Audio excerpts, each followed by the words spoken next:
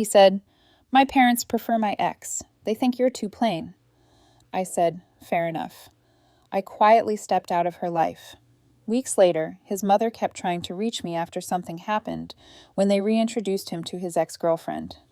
I'm 37, and up until 3 months ago, I thought I was building something real with someone. We'd been together for 2 years, met through a hiking group, started dating casually. Things got serious around the 8-month mark. He was 34, worked in finance, came from old money. I'm a civil engineer, make decent money, but nothing flashy. Drive a reliable car, live in a modest house, save for retirement. Normal, stable life. His family was different. Country club memberships, vacation homes, the kind of wealth where they don't talk about money because they've never had to think about it. I knew from the start I wasn't what they'd envisioned for their son. But he always said it didn't matter, that he chose me, that his family would come around. They didn't. Every family dinner was an exercise in subtle condescension.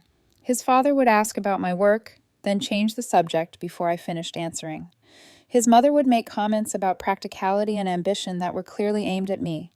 His younger sister once asked, in front of everyone, if I'd ever considered doing something more significant with my career. I took it in stride, smiled politely, didn't engage. My boyfriend would apologize afterward, say they were just old-fashioned, that they'd warm up eventually, but they never did. The breaking point came on a Sunday in late August.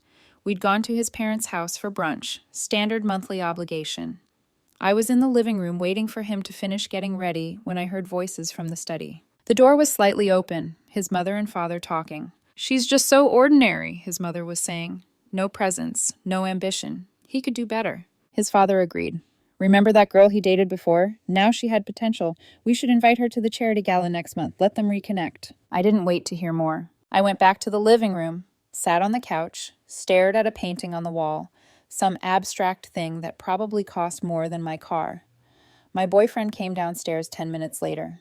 "Ready?" "Yeah." Brunch was the usual forced conversation, thinly veiled judgments. I barely spoke. He noticed. On the drive home, he asked, "What's wrong? You were quiet today." "Nothing, just tired." He let it go. That evening, we were at his place. He was making dinner. I was sitting at the kitchen counter watching him move around the space. Everything in his apartment was expensive. High-end appliances, designer furniture, original art on the walls. I'd always felt like a guest there, even after 2 years. "I need to tell you something," he said, not looking at me. "Okay. My parents want me to go to their charity gala next month." "All right." "They're inviting my ex-girlfriend." I set down the glass I was holding. "Why?" "They want us to reconnect. They think we were good together." "And what do you think?" I asked. He turned to face me. "I think they're being ridiculous, but they're not going to let this go." "So what are you saying?" "I'm saying I have to go, and she'll be there, and my parents are going to make a whole thing out of it." "Do you want to reconnect with her?" "No, of course not." "Then why are you telling me this?" He sighed. "Because I need you to understand. My parents, they prefer her. They think you're too plain." Those were my mother's exact words. I felt something settle in my chest. Not anger, not hurt, just clarity. "Fair enough." "What?" "Fair enough. If that's how they feel, that's how they feel." "That's it? That's all you're going to say?" "What do you want me to say?" "I don't know. Fight for this. Tell me you're upset. Something. I'm not going to beg your parents to accept me, and I'm not going to compete with your ex-girlfriend for their approval." "I'm not asking you to compete." "Then what are you asking?" He didn't have an answer. I left that night, told him I needed space to think. He didn't try to stop me. I spent the next week thinking, really thinking about what I wanted, about what I was willing to tolerate, about whether love was supposed to feel like a constant uphill battle. The more I thought about it, the clearer it became. I'd been compromising myself for 2 years, sitting through dinners where I was the punchline of inside jokes, listening to his father talk about real success while looking past me, watching his mother's face pinch with disappointment every time I showed up. And my boyfriend, he'd apologize in private, but never defended me in public. Never told his father to stop changing the subject when I talked. Never told his mother that her comments were inappropriate. Never told his sister that my career was none of her business. He let it happen over and over because it was easier than standing up to them. I called him the following Sunday. "Can we talk?" "Yes, please come over." I went to his apartment. He looked relieved to see me, like he thought I was coming to say we'd figure it out, that we'd get through this. "I'm done," I said instead. "What?" "I'm done with this, with us." Because of what my parents said? Because of what your parents said, and because of what you said. You told me they prefer your ex-girlfriend, that they think I'm too plain, and you said it like it was just a fact I needed to accept. I was being honest. You were being cruel, whether you meant to be or not. I love you. Maybe. But you also care what your parents think more than you care about how their opinions make me feel. And I'm not interested in spending the rest of my life trying to prove I'm good enough for people who've already decided I'm not. So that's it? You're just leaving? Yeah, I am. You're not going to fight for this? There's nothing to fight for. You've already chosen them. His face crumpled. That's not fair. It's completely fair. Every time they insulted me, you stayed silent. Every time they made me feel small, you apologized later, but never stopped it from happening again. You've been choosing them this whole time. I'm just finally accepting it. I can change. I'll talk to them. I'll make them understand. You've had 2 years to do that. You didn't, because deep down you agree with them. You think I'm too plain too. You just didn't want to admit it. That's not true. Then why didn't you defend me? Why did you let your sister mock my career? Why did you let your mother make those comments about ambition? If you really thought I was enough, you would have shut that down immediately. He opened his mouth, closed it, opened it again. No words came out. That's what I thought, I said. I walked out, didn't look back, blocked his number on the drive home, blocked him on social media, deleted our photos, threw out the things he'd left at my place, a toothbrush, some clothes, a book he'd been reading. All of it went in a box that I left outside my door with a note. Please pick up at your convenience. He picked it up the next day while I was at work. He sent me an email from an address I hadn't blocked yet. I can't believe you're doing this. I didn't respond. I just added that email to my block list too. The first week was hard. I'd reach for my phone to text him, then remember. I'd see something funny and think about telling him, then stop myself. I'd cook dinner and make too much food out of habit. But by week 2, I felt lighter, like I'd been carrying something heavy and finally set it down. I started doing things I'd stopped doing while we were together, went hiking on weekends without checking if he was free first, watched movies he'd never liked, cooked meals he said were too simple. I realized how much I'd been shrinking myself, not just around his family, but around him too. Always trying to be a little more impressive, a little more ambitious, a little less plain. 3 weeks after I left, I got a call from an unknown number. I almost didn't answer, but curiosity got me. Hello? Hi, this is his mother. I should have hung up. What do you want? I need to talk to you. I don't have anything to say to you. Please, it's important. Can we meet? No. Then can I just talk for 5 minutes? Against my better judgment, I stayed on the line. Something happened, she said, at the gala with my son and his ex-girlfriend. Not my problem. She's not who we thought she was. Okay. She hurt him. I felt my stomach drop. What do you mean? They were talking? Reconnecting? She seemed charming, just like we remembered. But later in the evening, he found her in one of the private rooms. I didn't say anything. She was very publicly flirting with someone else, the son of one of my husband's business partners. He confronted her. She laughed at him, said he was naive if he thought she was interested in anything serious, that she was only there because we practically begged her to come, that she was networking, not rekindling. I stayed silent. He's devastated, she continued. He's been crying for days, won't leave his room, won't talk to us. He barely eats, just stays in bed staring at the ceiling. Why are you telling me this? Because we were wrong, about her, about you. We thought she was ambitious and successful in everything we wanted for him. But she's just empty, a charming shell with nothing real inside. And you were genuine, you were kind, you were stable, and we pushed you away. Yeah, I said, you did. I'm calling to apologize, she said, her voice shaking, and to ask if you'd consider talking to him. He won't admit it, but he needs you. He doesn't need me, I said. He needs to learn that his parents don't always know what's best for him. We made a mistake. You made several, I said. You made them repeatedly for 2 years. Will you at least think about it? No. Please. No, I repeated. Because even if I wanted to, which I don't, we'd end up right back here eventually. The next time you disapprove of something I do or say or wear, he'll internalize it. He'll start wondering if you're right, and we'll be right back where we started. I promise that won't happen. Your promises mean nothing to me. You promised to welcome me into your family. You didn't. You promised you'd give me a chance. You didn't. So, no, I'm not interested in your promises now. He loves you. He loves the idea of me, now that his other options showed her true colors. That's not the same thing. I hung up. She called back 3 times. I didn't answer. Then she started texting, long messages about how sorry she was, how they'd misjudged me, how her son was heartbroken and it was their fault, how they'd do anything to make it right. I blocked the number. 2 days later, my ex-boyfriend showed up at my house. I saw his car in the driveway when I got home from work. He was sitting on the front steps. "You need to leave," I said, not getting out of my car. "Please," he said, standing up. "Just talk to me." "There's nothing to talk about." "I'm sorry, I was wrong. They were wrong. Everything was wrong." I got out of the car and walked past him to my front door. He followed. "She humiliated me," he said, "in front of everyone, my parents' friends, people I've known my whole life. She made me look like an idiot." "I'm sorry that happened to you," I said, "but it doesn't change anything. I know you're angry, but I need you." "You needed me to be good enough for your parents, Guillaume," I said. "I wasn't. That's the end of it. I don't care what they think anymore." "You will," I said. "Maybe not today, but eventually. And we'll be right back here with you apologizing for them in private, but never defending me in public.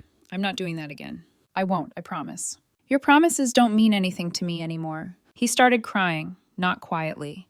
Full breakdown right there on my front porch. Neighbors were probably watching. I could see curtains moving in the house across the street. "Please," he sobbed.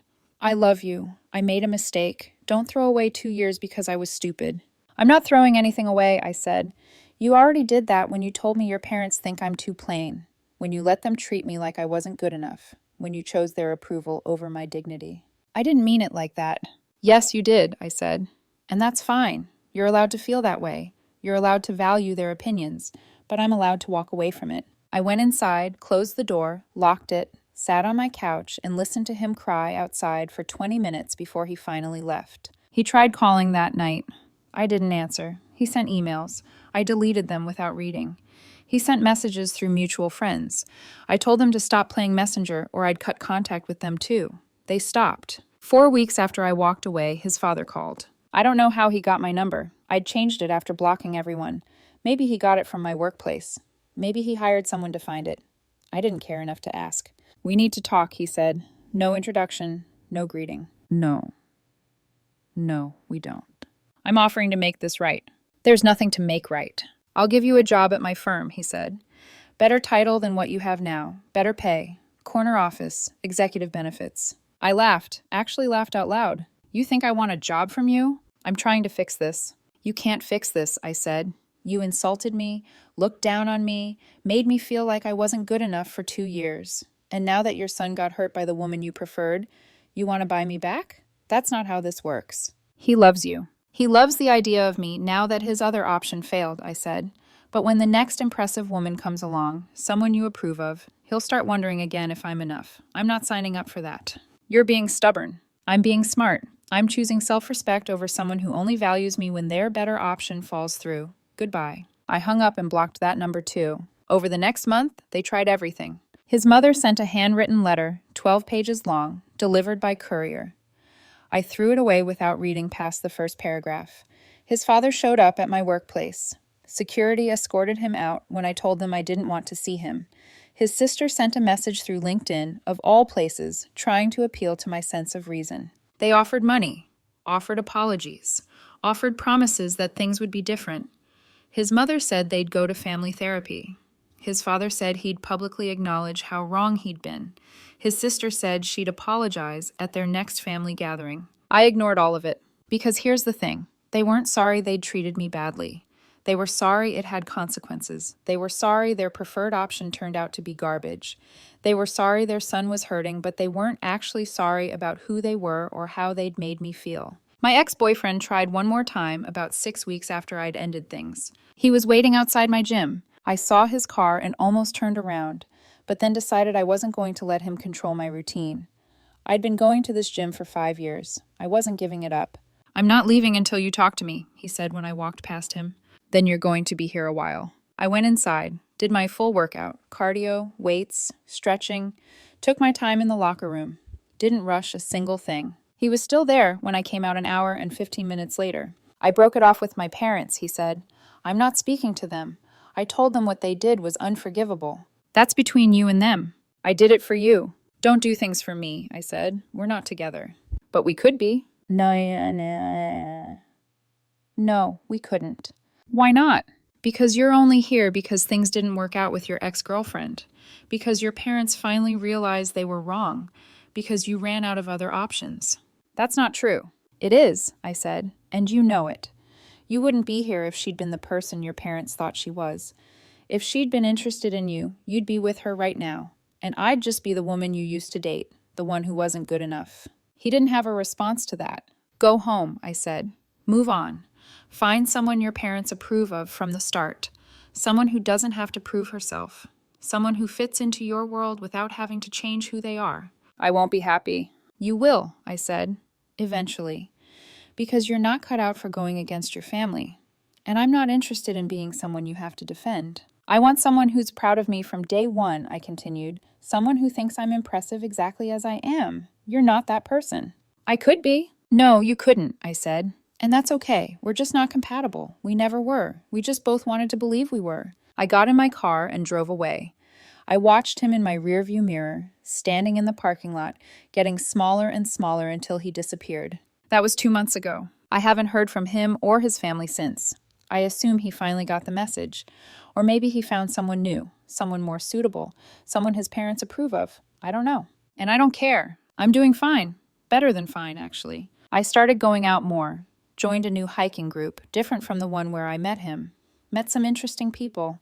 Went on a few dates. Nothing serious yet. I'm not rushing. I'm enjoying being myself without constantly wondering if I'm impressive enough. Last week, I went to dinner with a man I met through work. He's a project manager. Smart, funny, down to earth. We talked about our jobs, our hobbies, our families. At one point, he asked what I do for fun. Hiking mostly, I said. Reading. I'm pretty simple. Simple is good, he said. Simple is honest. And that's when it hit me. That's what I've been missing.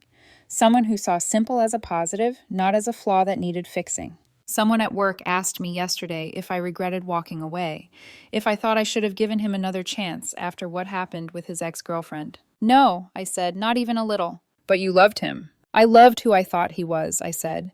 The version of him who would have stood up for me, who would have chosen me over their approval.